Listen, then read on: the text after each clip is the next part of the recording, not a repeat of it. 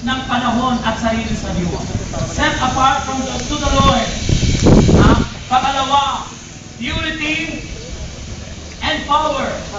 Purity and power. Yun dapat po ang makita sa mga taong nakakaranas at nandun na sa level of priestly anointing.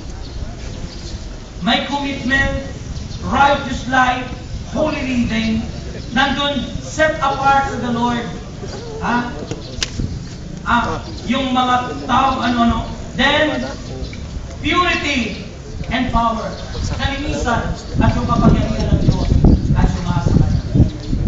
And the third, the King, anointing.